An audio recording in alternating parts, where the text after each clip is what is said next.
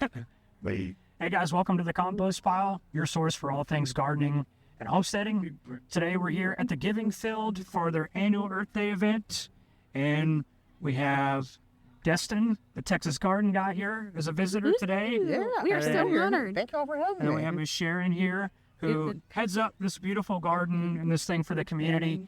And this episode, we're going to talk about what it is that you do here and how this kind of maybe, how it supports the community. So what is the Giving Field? Okay, so the Giving Field, we started it 13 years ago, which is amazing to think about.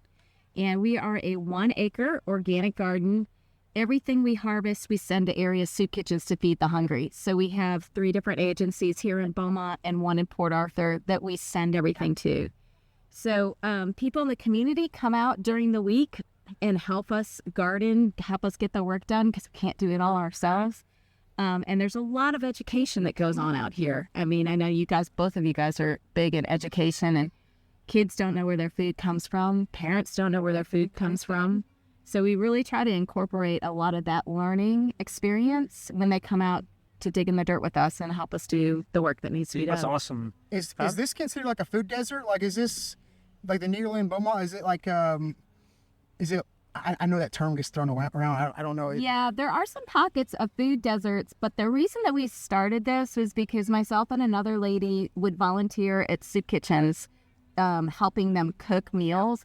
And we realized that there weren't a lot of fresh fruits and vegetables. Yeah. You know, everything's in a can, everything's processed, which the soup kitchens do great things with what they're given, right? But they don't have the budgets to go out and purchase those fresh fruits and vegetables. So we saw that there was a need to fill that niche for those folks. So the stuff that we give them, we don't charge them for it. And it's really something that they can't really do on their own. It's fantastic. Mm-hmm. Yeah, it's really cool. I mean, you're bringing basically, you know, fresh produce, more nutritious produce, to people that wouldn't get it otherwise, probably. So Yeah, absolutely.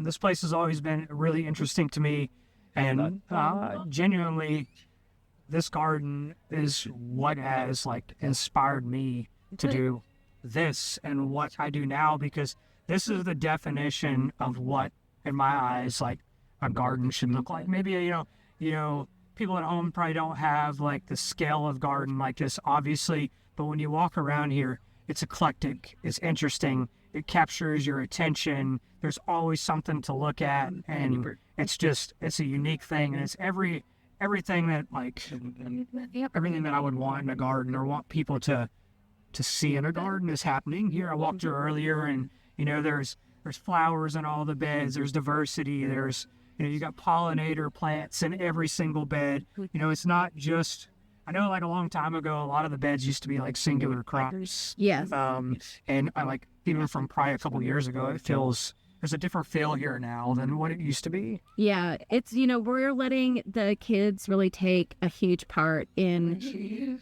growing things out here. I mean, we've always had that, but it's, in years past, you try to get the kids to, here's a ruler and put your seeds in along. Good luck. And they I'm bad did about it. spacing Yeah, me still. too. I'm the worst about spacing. Yeah, I mean, they did it, and it was a learning experience for them. But now it's kind of like, you know what? If you want to throw that in there, go ahead and throw that in there. I don't care. Yeah. Maybe it's because I'm getting older. I'm less, What did this used to be? Like, what used to be here? So it was completely vacant when we took it over. The only thing that was here was that building that's houses our restroom. Okay.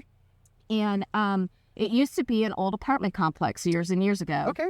So it was vacant for a number of years. And then the church, it belongs to St. Anne's Church, the property does. And so they were trying to figure out what to do with it. And we posed the idea of this garden. And they said, yeah, that's a great idea. So, we have them to thank as well to cool. getting it started. So another thing that I always thought is cool, y'all do, like every November, y'all do the farm to table dinner where Catherine and company cooks a meal. And do y'all use stuff from here? Some of it, or we do some of the herbs and stuff, but we don't really pull from the garden for the actual vegetables for the dinner because that would be taken away from the soup kitchen. Yeah. So we center the menu around whatever's growing in the garden. Okay. That's really so that it's real seasonal. Yeah. And it's our major fundraiser. Yeah. So yeah, it's a 2-night event. It's great. It's a super cool event. I know way back in my brewery days, I came and serve some beer samples out here.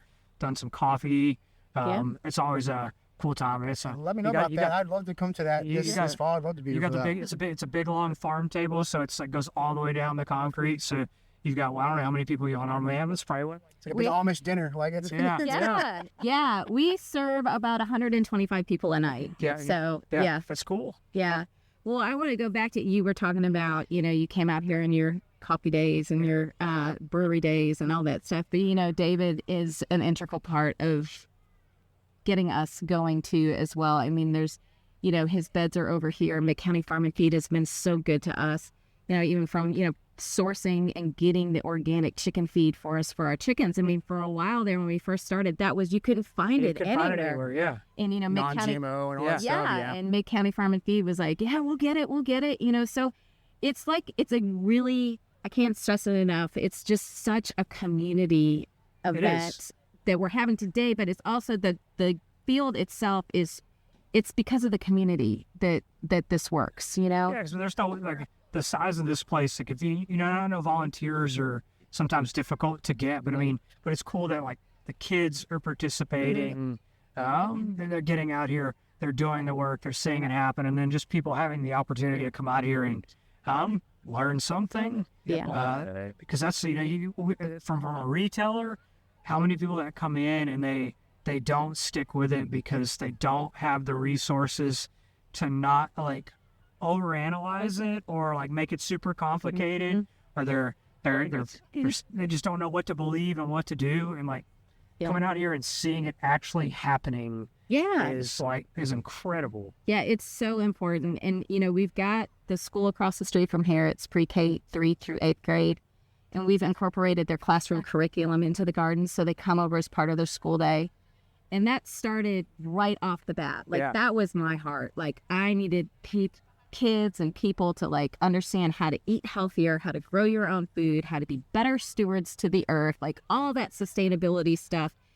And it's really grown because it's, started with the kids across the street, but now we have, like, so many other ISDs that come out here, homeschools. Even businesses bring their staff out here to volunteer and participate. And I think that's cool. It's also as a team building. Yeah, absolutely. For adults and other groups. So, right.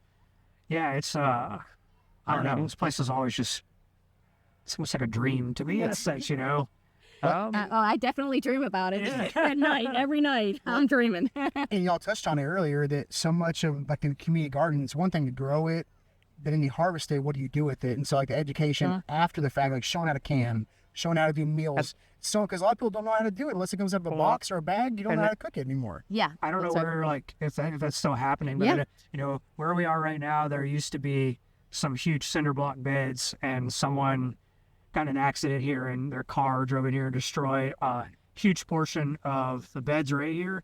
Are y'all still going to be doing the facility? Yeah. So they're going to be building a facility here in this spot that'll serve as a kitchen to teach people to do exactly what you're talking about. So I think that's going to be amazing, because now we can grow it, but now we can teach how and show kids how to actually preserve their food, how to do something with it. Right, just basic cooking skills, because the families nowadays, a lot of the parents, both of them are working, and because of convenience, it's a lot of fast food. I mean, it's just the way that we are. But if you can teach kids some basic cooking skills, they can get stuff prepped, so when mom and dad come home, they can throw it in the oven or put it on the stove. Or these kids are good. We do some classes right now.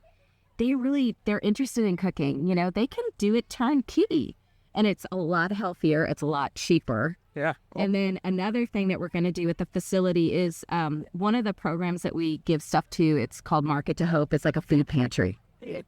And they do not have those reheat and eat meals that, like HEB has all the time now, that whole section that you just grab and, you grab and go. So we're going to create those reheat and eat meals in that kitchen as well. That's so awesome. It's an extension. Grab and go. And, extension of feeding the hungry. We'll be able to give that to our Market to Hope client. And then the other part, because it's going to have the commercial kitchen aspect in it as well, it's going to have residential cooking stations, and then we're going to have a commercial kitchen station.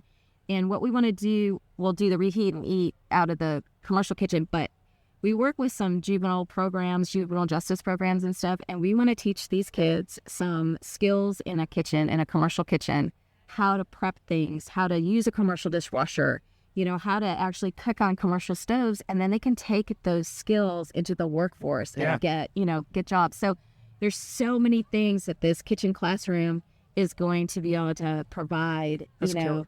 Yeah, I'm We're super excited. about it. Yeah, I'm super excited. We're raising money for it. It's going to take us a long time. But Real expensive. But yeah, but we'll get there. I know how much commercial kitchen stuff is, so it's Ooh, yeah. Well, Yeah. And my wife's a teacher, and and she talks about how some of these kids, unless they're going to school, they're not eating. Like they're That's getting true. most of their meals from school, and so giving them the tools to know if they have the ingredients, they can start. But they have the food, they can start cooking it on their own. That's right. So that's so important. Yeah. And also, just there's something about doing it yourself. The kids like cooking and smelling the smells and doing all this stuff that they wouldn't have tried it, but they're going to try it because it's I something was they such did. a picky eater growing Not up. me. I was the worst about. I wouldn't eat ketchup. Like I wouldn't eat ketchup. Like that's how picky I was. But I feel like if I had gardened more and got my hands dirty when I was a kid and grew myself, you'd be more likely to try it. Now in my garden, if I grow it, I've got to try it. I've got to try it yeah, once. you got to at least try it. Yeah. And it tastes so much better, Yes. And that's one of the reasons why we wanted to do organic stuff out here too. We wanted those kids to be able to like reach down, stick it in their mouth and try it. You know, the sugar snap peas, Yeah. pick off the broccoli floret, all of that. Like it's such a teachable moment for them to be able to do that. Yeah, it's Yeah. awesome. That's Great. cool. I guess as we wrap up, I have one last question. If somebody's wanting to come out and volunteer, how do they find you guys? How can they participate? And what the Giving Field does here? Okay. So we are on social media. We're on Facebook and we're on Instagram. We have regular volunteer times where anybody can come out. You don't even have to tell us. You just show up. So Tuesday mornings from 7:30 to 9:30 every Tuesday morning. Every Thursday afternoon from 4 to 6. You get a lot of kids that need service hours in that time slot, for school and organizations. And then the second Saturday of every month from 9 to noon.